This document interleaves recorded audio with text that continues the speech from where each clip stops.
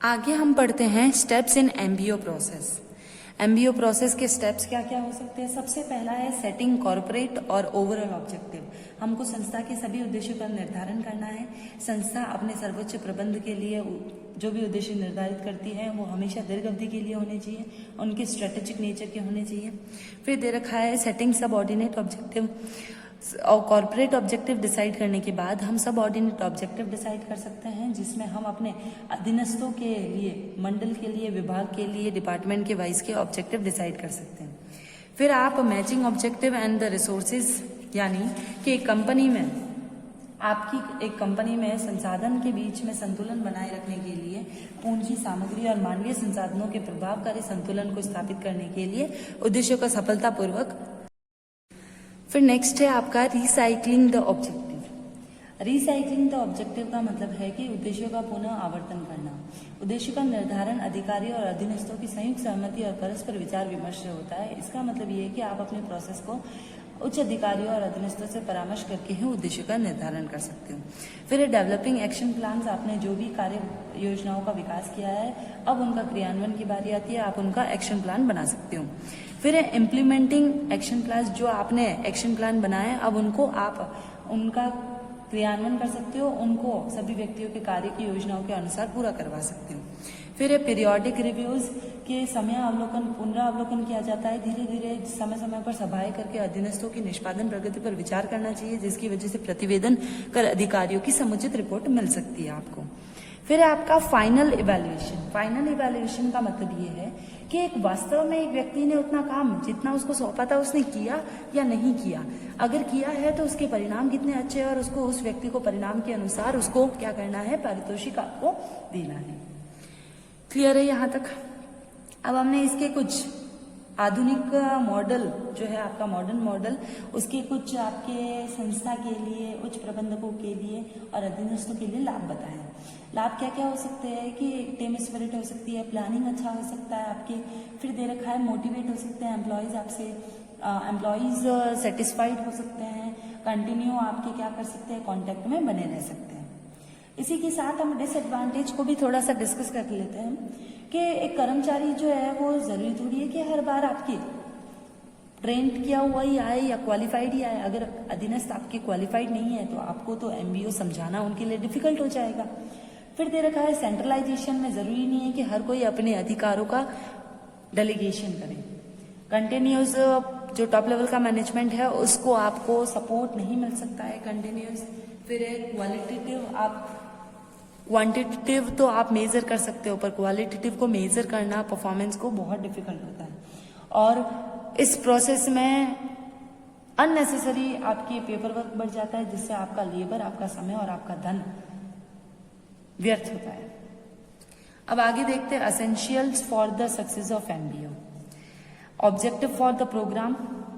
Objective of the programme, कार्यक्रम के लिए, उद्देश्य के लिए, कार्यक्रम कि आपके कार्यक्रम के कई उद्देश्य जैसे नियोजन, अभिप्रेरण, नियंत्रण, निष्पादन, मूल्यांकन आदि को आप स्थापित और कार्यक्रम कार्यान्वित कर सकते हो। फिर दे रखा है आपका सपोर्ट फ्रॉम टॉप मैनेजमेंट मिलता है, प्रोसेस होता है इसका भी एक। फिर ट्रेनिंग होता है, हर एमबीओ में हर पार्टिसिपेंट को ट्रेन किया जाता है।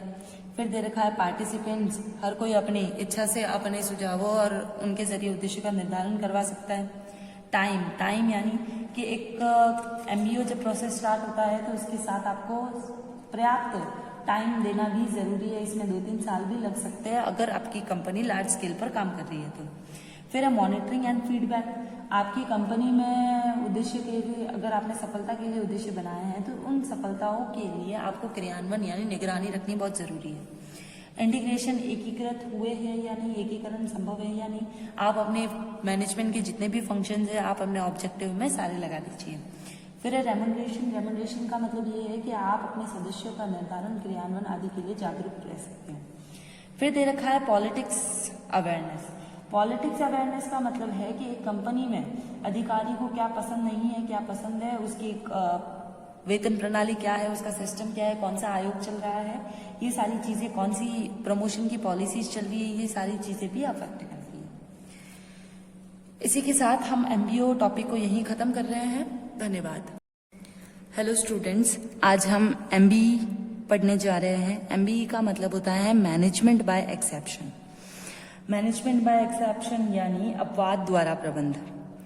क्या होता है, चलिए पढ़ते हैं। प्रबंधकों को केवल उन्हीं कार्य और मामलों में हस्तक्षेप करना चाहिए जो निर्धारित कार्यक्रमों, प्रमापों आदि के अनुसार पूरे नहीं हो पा रहे हैं। जो कार्य निर्धारित कार्यक्रमों, प्रमापों आदि के अनुसार हो रहे हैं, उनमें प्रबंधकों को कभी भी हस्तक्षेप नहीं करना चाहिए। हस्तक्षेप सिर्फ कुछ अपवादजनक परिस्थितियों में ही करना चाहिए। मैनेजमेंट बाय एक्सेप्शन का मतलब ये होता है कि एक मैनेजमेंट को केवल उन्हीं कार्यों में उन्हीं मैटर्स में आपको इंटरफेयर करना चाहिए जो काम आपके स्टैंडर्ड और आपके प्रोग्राम के अनुसार नहीं हो रहे। अदरवाइज आपके काम आपके एम्प्लॉयज और आपके मेंबर्स बहुत अच्छे से कर रहे हैं तो एक मैनेजर की ये ड्यूटी बनती है कि वो उन एम्प्लॉय के काम में इंटरफेरेंस नहीं रखे अपना। यहाँ तक क्लियर है। अब देखते हैं एडवांटेजेस। एडवांटेजेस का मतलब सबसे पहले कि मैनेजमेंट बाय एक्सेप्शन की क्या क्या एडवांटेज हो सकते हैं। यह दूर से ही प्रबंध करने में सहायक है।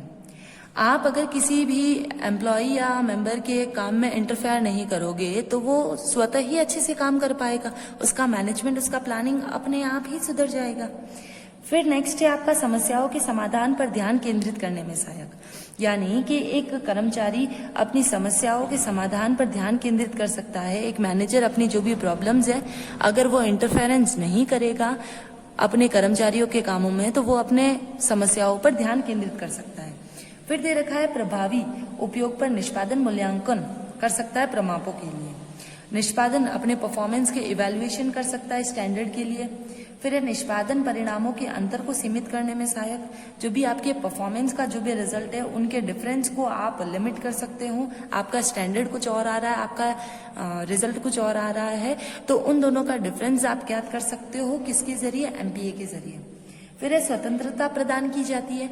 एमबीओ का मतलब भी यही है कि एक मैनेजर कभी भी अपने एम्प्लॉयज के काम में इंटरफेयर तब तक नहीं करता है जब तक वो उनके स्टैंडर्ड और उनके अकॉर्डिंग काम करता है, यानी कि उसको उनके अकॉर्डिंग काम करने के लिए स्वतंत्रता, फ्रीडम दी जाती है।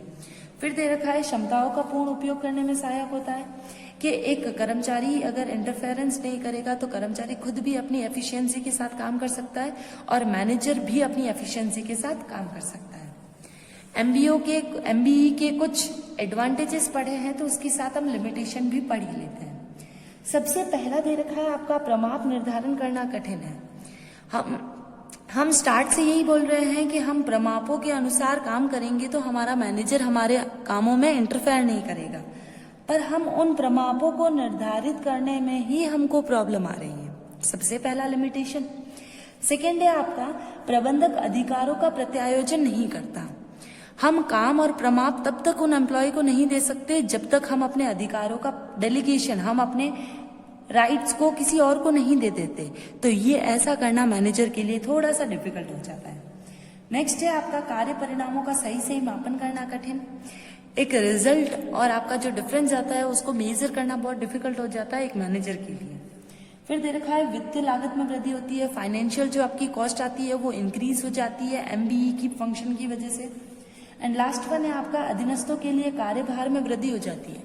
जो भी आपकी कंपनी के मेंबर्स है, जो भी आपके एम्प्लॉयज हैं, उनके कामों में ज्यादा से ज्यादा वो काम ज्यादा उनके बढ़ सकते हैं, क्योंकि एमबीओ में हर किसी को अपने अपने हिसाब से काम दिया जाता है और उनके हिसाब से उनका कार्यभार बढ़ सकता है।